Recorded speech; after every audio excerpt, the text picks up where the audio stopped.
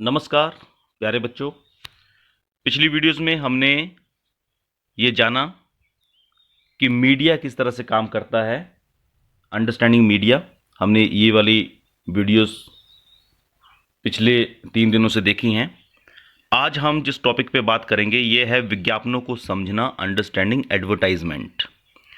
जैसा कि आपको पहले बताया गया कि वर्तमान युग संचार क्रांति का युग है।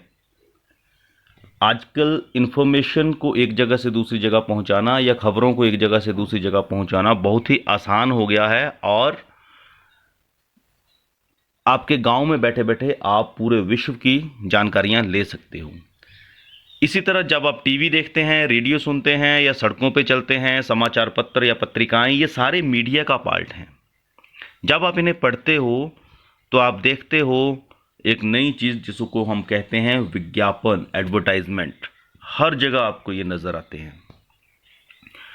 यहाँ तक कि टैक्सियों और रिक्शों पर भी विज्ञापन दिखाई पड़ते हैं। जब हम सिनेमा देखने जाते हैं तो फिल्म शुरू होने से पूर्व विज्ञापन दिखता है।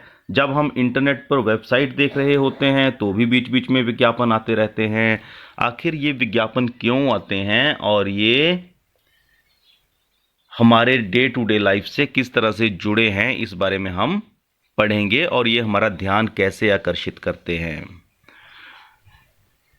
बच्चों यहाँ पे कुछ एग्जाम्पल्स भी दिए गए हैं। ये देखिए, सड़क पे लोग चल रहे हैं और ये बड़े बड़े होर्डिंग्स लगे हैं। आप रिमाइंड करिए, जब आप बाज़ारों में देखते हैं तो इस तरह के होर्डिंग्स दिखते हैं, कई बार बसों के पीछे, टैक्सियों के पीछे, और टीवी पर जगह जगह ये होर्डिंग्स दिखते हैं। यहाँ पर आपको ये एक उदाहरण के माध्यम से समझाऊंगा। यहाँ पर आप देखिए टॉप टेस्ट दाल, ये एक दाल का ब्रांड है, नाम है, और इसकी एक एडवर्टाइजमेंट दी गई है। एक महिला भोजन परोस रही है। When guests come home give them the best, कि जब रिश्तेदार घर में आए, मेहमान घर में आए तो उन्हें बेस्ट दिया जाए। और दूसरी तरफ show your child your care, अपना प्रोडक्ट बेचने के लिए एक एडवर्टाइजमेंट आ रही है कि अपने बच्चे को अपना प्यार दिखाएं, अपना ध्यान, अपनी केयर दिखाएं। तो बच्चों, विज्ञापन इसलिए दिए जाते हैं ताकि वो उस उत्पाद के प्रति हमारा ध्यान आकर्षित करें और उसका सकारात्मक वर्णन करें। मतलब जो प्रोडक्ट कंपनी ने बेचना होता है उसके लिए एक आम राय जनता के बीच में बनाई जाती है। एक लोगों के दिमाग में उसकी एक छवि बनाई जाती है ताकि वो उसे खरीदने में रुचि दिखाएं, रुचि लेने लगते हैं।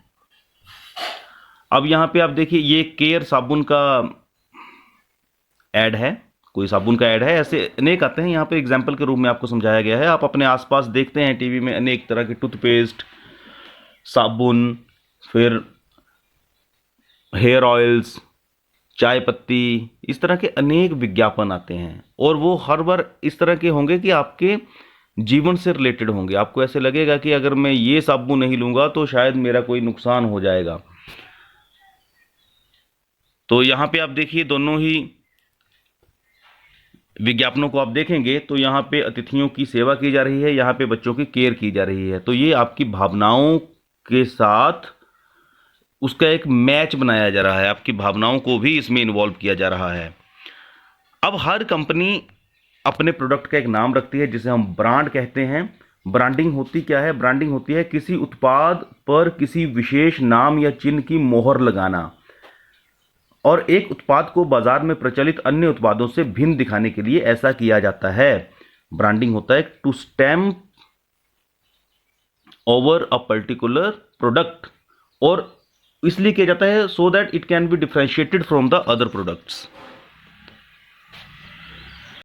जैसे अभी हम ऊपर दाल के ब्रांड के बारे में पढ़ रहे थे। दालें दलहन प्राय बाजार में खुले रूप में बिकते हैं। आपने देखा होगा आपके गांव की दुकानों में दालें खुले रूप में मिल जाती हैं। जैसे मसूर की दाल, उड़द की दाल, ये ब्रांड के नाम नहीं है, ये प्रोडक्ट का नाम है। परंतु जब कोई कंपनी मसूर की दाल लेकर एक पैकेट में बंद करती है तो उसी दाल को एक विशिष्ट नाम की जरूरत पड़ती है। मान लीजिए मैंने कोई कंपनी खोली है, मैं मसूर की दाल को पैकेटों में भेजूंगा तो अनेक कंपनियां भेजती हैं, तो मुझे अपना एक अलग विशेष नाम देना पड़ेगा ताकि खुली दाल और हमारी जो विशिष्ट पैक वाली दाल है उसके बीच में लोग भ्रमित ना हो जाएं, इसलिए कंपनी एक नाम निश्चित करते हैं। जैसे यहाँ पे जो एग्जांपल दिया उसमें टॉप टेस्ट दाल, तो इस तरह उत्पादों को नाम देना ब्रांडिंग कहलाता है। और एक बड़ी ही इंटरेस्टिंग बात आपको बताई जाए कि ब्रांडिंग की शुरुआत कहाँ से हुई।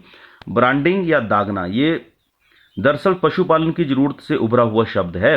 अलग अलग मालिकों के पशु चरागाहों में एक साथ चरा करते थे, उन्हें पहचानने की समस्या हुआ करती थी। मालिकों ने इस दिक्कत का हल निकाला, वे गर्म लोहे की मदद से अपने पशुओं पर अपना खास चिन्ह दागने लगे। इसे ब्रांडिंग कहा गया और ये ब्रांडिंग अब एडवर्टाइजमेंट की दुनिया में, विज्ञापनों की दुनिया में बहुत बड़ा शब्द बन गया है।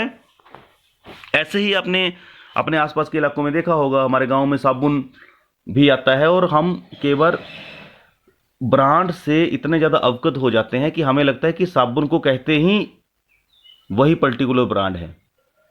जैसे हम सुबह उठ के टूथपेस्ट करते हैं तो हम टूथपेस्ट को उसके ब्रांड के नाम से ही पुकारना शुरू कर देते हैं, जबकि प्रोडक्ट क्या है, टूथपेस्ट। टूथपेस्ट की सैकड़ों कंपनियां होंगी। अब यहां पर एक और महत्वपूर्ण बात यह है कि केवल उत्पाद का नाम ही हमें उसे खरीदने के लिए प्रेरित नहीं करता। साबुन और दाल के निर्माताओं को हमें आश्वस्त करना होगा कि उनका साबुन और दाल बाजार में उपलब्ध अन्य साबुनों और दालों से बेहतर है।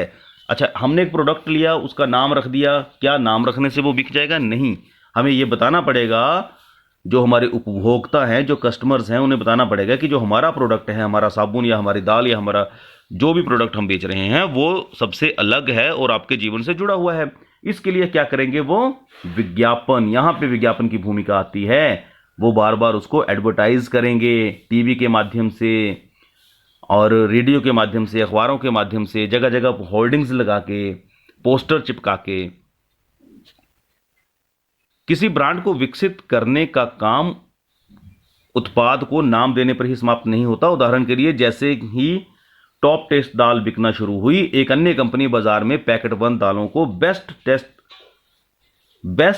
टेस्ट दाल के नाम पर बेचने का निर्णय कर लेती है। मान लीजिए हमने एक कंपनी खोली, उसका नाम ये रख लिया दाल का, वहीं पे एक दूसरी कंपनी भी आ गई। अब दो ब्रांड की दालें हो गई। अब दोनों कंपनियों की ये इच्छा होगी कि लोग हमारा ही प्रोडक्ट खरीदें। अब दोनों एक जैसा लग रहा है, टॉप टेस्ट दाल और बेस्ट टेस्ट दाल। ऐसे में उपभोक्ता भ्रमित हो जाते हैं। निर्माता द्वारा ग्राहक को विशिष्ट ब्रांड की दाल खरीदने के लिए प्रेरित करने के लिए कारण बताना होता है। तो केवल दाल को नाम देना ही बिक्री में सहायक नहीं होता। इसलिए विज्ञापनदाता अपने ब्रांड की वस्तुओं की विशेषता का दावा करते हैं। और वो विशेषता का दावा करने के लिए क्या करते हैं? इस तरह के बड़े बड़े होर्डिंग्स बनाते हैं, उसमें ऐसी लाइन लिखी जाएगी जो आपके मन को छुए।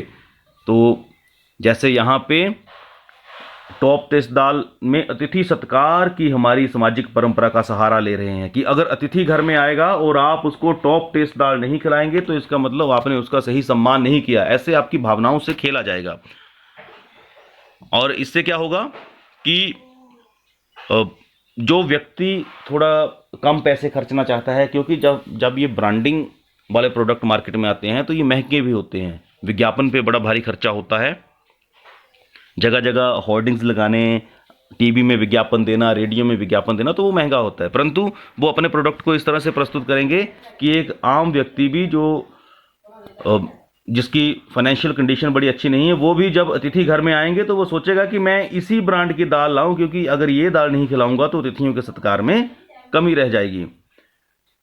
और दूसरी तरफ जो बेस्ट टेस्ट दाल आई, उसने बच्चों के स्वास्थ्य का ख्याल रखने और उन्हें अच्छी चीज़ें खिलाने की हमारी चिंता को उभार दिया, क्योंकि हम सभी चिंतित रहते हैं कि हम बच्चों को बेस्ट खिलाएं। तो उस दाल के जो मालिक हैं उन्होंने आपकी भावनाओं के साथ खेलना शुरू कर दिया कि आप हमारा प्रोडक्ट खिलाएंगे तो आप अपने बच्चे का सही पोषण कर रहे हैं। तो ब्रांड मूल्य को हम तक पहुंचाने के लिए दृश्यों और शब्दों के द्वारा हमारे मन को अच्छी लगने वाली छवियां निर्मित की जाती हैं। तो इस तरह की छवियां उभारी जाती हैं ताकि वो हमारे मन को अच्छी लगें और हमारे हृदय पर छाप छोड़ें और हम उस प्रोडक्ट को ज़्यादा से ज़्यादा खरीदें। तो बच्चों, आज के लिए इतना ही। वीडियो को ध्यान से देखिएगा। धन्यवाद। जय हिंद, जय हिमाचल।